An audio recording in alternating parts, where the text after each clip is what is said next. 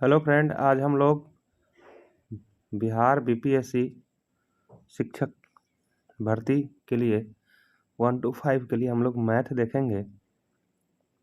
Set wise हम लोग करेंगे। ये मैंने मैथ प्लेटफॉर्म के बुक से उठाया है।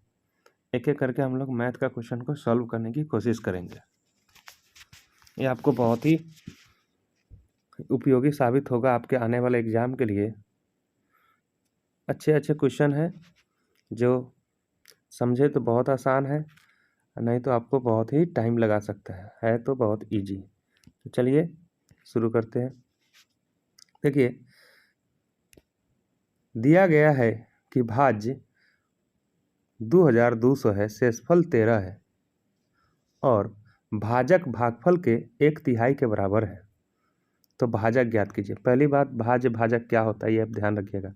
जब भी हम भाग देते हैं तो यहाँ पे जो होता है वो आपका अलग होता है, इसका अलग नाम है। यहाँ पे जो आता है उसका अलग नाम है।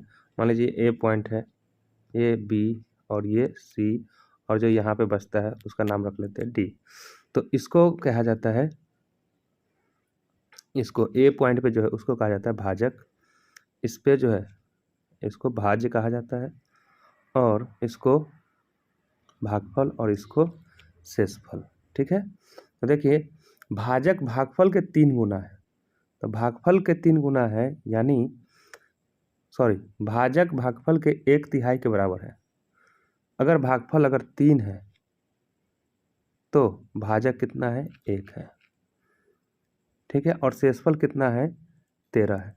तो आपको हमेशा याद रखिएगा कि इस दोनों का मल्टीप्लाई और इसको ऐड करने पे ये आपका बी निकल जाएगा, यानी कि भाज्य बराबर भाजक गुने भागफल जोड़ शेषफल।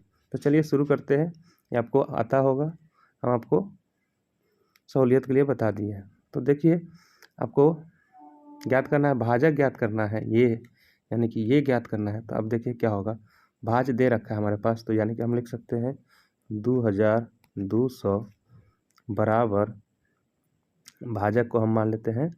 देखिए, भागफल के 1/3 है, तो भागफल को अगर हम x मान लें, भागफल को हम 3x मान लें, तो भाजक क्या हो जाएगा? x हो जाएगा। और शेषफल कितना है? 13। ये 13 इधर आके माइनस होगा तो कितना हो जाएगा? 200 में से 13 गया, 2000 और 187। ठीक है। ये आपका हो गया 3x²। 3 से इसको काटे तो ये 187 होगा। 3 7 21, 3 दूनी 6 और 3 9 27, 729 हो गया। x² से इधर चलेंगे तो x आपका रूट में चला जाएगा। x का वैल्यू आपका हो गया √729 बराबर आपका हो गया 27। तो आपका आंसर हो जाएगा आपका सी। चलिए नेक्स्ट क्वेश्चन देखें। कलम हम चेंज कर लेते हैं, रेड ले लेते हैं। चलिए, इसमें है मान ज्ञात करना है। देखिए, जब आधार, इसको आधार कहा जाता है, आधार अगर सेम हो तो गुना में पावर को जोड़ दिया जाता है, भाग में घटा दिया जाता है। यहाँ पे देखिए 2/7, 2/7 पावर आधार सेम है, तो पावर को सिंपली क्या कर देना होगा? जोड़ देना पड़ेगा, यानी कि -3 प्लस -5, पहले से -5 बराबर -3m + 1। ये +1 इधर आएगा, माइनस में हो जाएगा, ये इधर माइनस में ऑलरेडी है, ये आपका -9 हो गया बराबर आपका -3m। माइनस से माइनस कैंसिल हो गया, 3 से ये काटेंगे 3 टाइम्स, m का वैल्यू कितना आ गया आपका? 3। तो आपका आंसर हो जाएगा ए।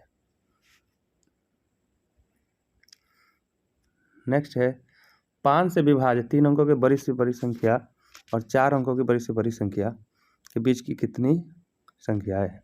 ये 5 से विभाजित 3 अंकों की बड़ी संख्या, तो आप 3 अंकों की सबसे बड़ी संख्या होता है 9 9 9, लेकिन ये 5 से विभाजित नहीं है, तो इसको 5 से विभाजित करेंगे तो आपका हो जाएगा 9 9 5। ये आपका हो गया 3 अंकों की सबसे बड़ी संख्या जो 5 से विभाजित है। उसी तरह से 4 अंकों की सबसे बड़ी संख्या देखेंगे तो 9 9 9 5 आएगा। इस दोनों का अंतर अगर आप निकालेंगे तो आपको आएगा 9000 और 5 से विभाजित होना चाहिए इसके बीच की संख्या। तो आपको सिंपली क्या करना पड़ेगा, आपको इसको 5 से डिवाइड कर दीजिए तो आपको नंबर निकल जाएगा कि कितनी संख्या आपको डिविजिबल है। 5 से 9000 को काटेंगे तो कितना आंसर होगा 18। D answer. 1200 सेब लड़कों के एक समूह के बीच वितरित किया जाना है। प्रत्येक लड़कों को समूह में मौजूद लड़कों की संख्या के 3 गुने बराबर सेब मिले तो लड़कों की संख्या, देखिए तो मान लेते हैं लड़कों की संख्या x था और सबको जितना लड़का है उसका 3 गुना मिलता है यानी कि 3x मिलता है और दोनों को मल्टीप्लाई कर देते हैं तो कितना आता है सेब 1200। 3 से इसको काटे तो आपका 400 मतलब कटेगा और इधर हो गया आपका x स्क्वायर बराबर आपका 400, x बराबर आपका हो गया √400 बराबर आपका 20। आपका आंसर हो जाएगा बी। चलिए नेक्स्ट क्वेश्चन है, गुणनफल में इकाई अंक के स्थान पर कौन सा अंक होगा। तो जब भी देखिए यहाँ पे 61 है, 62 है, 63 है, बीच में आपका 64 होगा, 65 होगा, सब होगा। 69 तक मल्टीप्लाई करें तो इकाई अंक क्या होगा। तो जब भी देखिएगा 5 तो इसमें आएगा, 65 आएगा, 65 का इकाई अंक 5 है और 5 के साथ कोई भी सम संख्या या 2 हो या 4 हो कोई भी अगर मल्टीप्लाई होता है तो इकाई अंक में 0 ही आएगा, इसलिए आपका आंसर हो जाएगा डी 0। देखिए नेक्स्ट क्वेश्चन है आपका, मोहन एक दिन 60 रुपया कमाता है और दूसरे दिन 50 रुपया खर्च कर देता है। वह तीसरे दिन फिर 60 रुपया कमाता है और चौथे दिन 50 खर्च कर देता है। बाकी दिन भी यही क्रम चलता है। किस दिन खर्च करने से पहले उसके पास 200 रुपया होंगे। तो इस तरह के सवाल को करने के लिए आपको सिंपल क्या करना है, जितना रुपया उसके पास बचे होना हो तो उसको में से जितना इसको खर्च करता है उसको पहले घटा लेंगे। 200 में से 50 घटाएंगे आपका कितना हो जाएगा 150। अब समझिए कि एक दिन में 60 कमाता है, अगले दिन वो 50 रुपया खर्च कर देता है, तो पूरा अगर हम कहें कि 2 दिन में वो मात्र 10 रुपया बचा पाता है, तो आप समझिए कि 150 बचाना है तो कितना रुपया करना, कितना दिन लगेगा। इधर 150 बचाने के लिए 10 में इधर 15 से मल्टीप्लाई करेंगे तो इधर भी आप 15 से मल्टीप्लाई कीजिए तो ओवरऑल आपको होगा कि 30 दिन में इसके पास 150 रुपया होंगे। अब देखिए क्या है कि आप हमेशा याद रखिए, पहला दिन वो खर्च कर रहा है, पहला दिन वो कमाता है, दूसरा दिन खर्च करता है, फिर तीसरा दिन कमाता है, चौथा दिन खर्च करता है। ये ध्यान रखना आपको हमेशा, जो विषम स्थान 1, 3, 5, 7 ये सब जो होगा इसमें वो हमेशा कमाएगा और 2, 4, 6, 8 होगा उसमें वो हमेशा खर्च करेगा। यानी कि सम दिन होगा, सम नंबर वाला दिन होगा तो उस दिन वो खर्च किया रहेगा। तो यानी कि 30, देखिए 30 क्या है, सम दिन वाला है, यानी कि इस दिन ये खर्च करके 150 रुपया बचा है। यानी कि इससे एक दिन पहले आए यानी कि 29वां दिन आए तो ये 50 रुपया खर्च नहीं किया होगा, यानी कि 200 का 200 इसके पास बचा रहा होगा। इसका आंसर कितना हो जाएगा 29। जुड़वा अभाज का युग्म कौन सा है निम्नलिखित में से। जुड़वा अभाज किसे कहते हैं, जिसके बीच का गैप 2 हो। तो आपका क्या हो जाएगा ये आंसर 71 और 73। दूसरा क्वेश्चन, इसमें 2 क्वेश्चन है। एक वस्तु के विक्रय मूल्य उसके लागत मूल्य से 20% अधिक अंकित किया गया है। यदि x% छूट देने के बाद भी दुकानदार को 8% का लाभ अर्जित करता है तो x का मान ज्ञात कीजिए। इस तरह के सवाल के लिए एक फॉर्मूला है जो आपको याद रखना चाहिए। चलिए हम इसको बता देते हैं। 100 माइनस डिस्काउंट बट्टा CP बराबर 100 प्लस माइनस प्रॉफिट या लॉस बट्टा MP। इस तरह के सवाल से इससे बनाने पे आपका सवाल बहुत ही जल्दी बन जाएगा। तो देखिए छूट कितना दे रहा है x%, तो D के जगह पे हमको पता नहीं है। देखिए तो इसको क्या रखेंगे 100 माइनस x। CP क्या है, जो भी CP है MP उससे 20% अधिक है। अगर हम CP को 100 मान ले तो MP कितना रखना पड़ेगा 20% अधिक 120। दुकानदार को 20% अधिक अंकित किया और दुकानदार को 8% लाभ हुआ। लाभ कितना हुआ, तो 100 में 8 जोड़ देंगे तो कितना हो जाएगा 108। 108 को अगर काट दे तो 12 से, तो 9 टाइम कर देगा, 12 दहाएंगे 10, 120। 10 से आपका 1 जीरो कट जाएगा, ये 10 से 9 मल्टीप्लाई होगा तो आपका कितना हो जाएगा 90। इधर आपका हो गया इधर 100 माइनस एक्स बराबर हो गया आपका 90, और ये तो एक्स उधर भेज दे, 90 भेज दे, तो एक्स के बराबर आपका कितना हो गया 10%। ठीक है, तो आपका डी आंसर।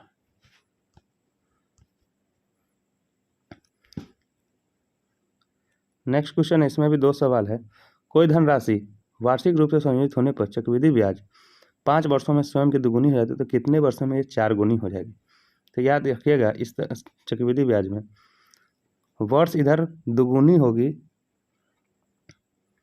यानी कि ब्याज अगर दुगुनी होगी तो वर्ष आपका कैसे करना है, 5 वर्षों में दुगुनी हो रही है तो 4 गुनी करना है, तो 4 गुनी 2 का कितना पावर है, ये 4 लाने के लिए आपको क्या करना पड़ेगा, 2 के पावर 2 लगाना पड़ेगा। तो जितना इधर पावर लगेगा उतना ही इधर मल्टीप्लाई करना पड़ेगा। तो देखिए आपका सीधे हो गया 10 वर्ष, यानी कि 10 वर्ष में आपका 4 गुनी हो जाएगा, यानी कि बी आंसर। चलिए नेक्स्ट क्वेश्चन है इसमें,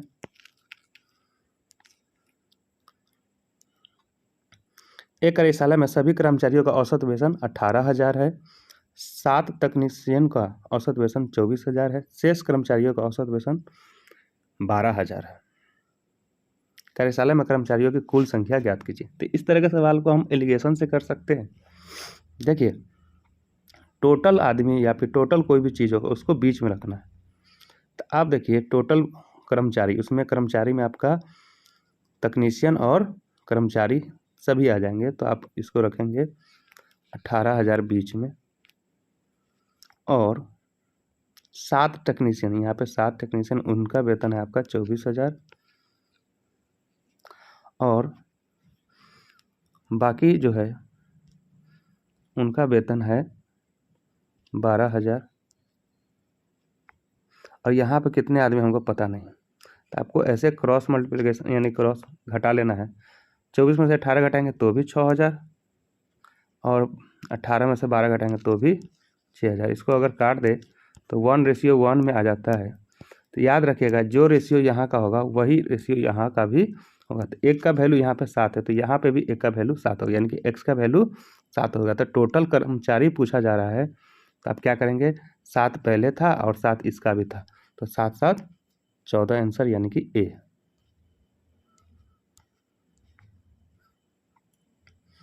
चलिए नेक्स्ट क्वेश्चन देखें, एक्स और वाई एक साथ मिलकर काम को 8 दिन में पूरा कर सकते हैं। यदि एक्स अकेले उसी काम को 40 दिन में पूरा करते हैं तो वाई अकेले काम को वो कितने दिन में पूरा कर सकता है। देखिए एक्स और वाई किसी काम को मिलकर 8 दिन में कर सकते हैं, एक्स अकेला उसे 40 दिन में कर सकते हैं। तो दोनों का एलसीएम निकालेंगे हम लोग, कितना हो जाएगा 40। मान लीजिए आपको 40 कुर्सी बनाना है, तो एक्स और वाई मिलकर 8 दिन में बनाता है, तो यानी कि रोज़ 5 कुर्सी बना रहा होगा।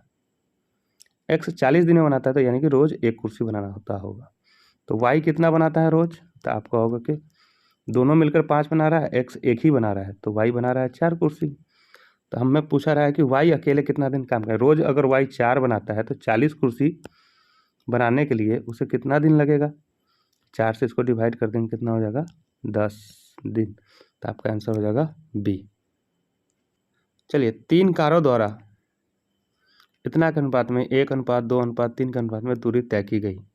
यदि यात्रा का समय का अनुपात इतना है 3, 2, 1, तो उनकी चाल का अनुपात क्या होगा। तो चाल बराबर हमेशा देखिएगा क्या होता है, डिस्टेंस बटा टाइम, दूरी बटा समय, स्पीड बराबर। तो चलिए इसमें इसी चीज़ को यूज करेंगे।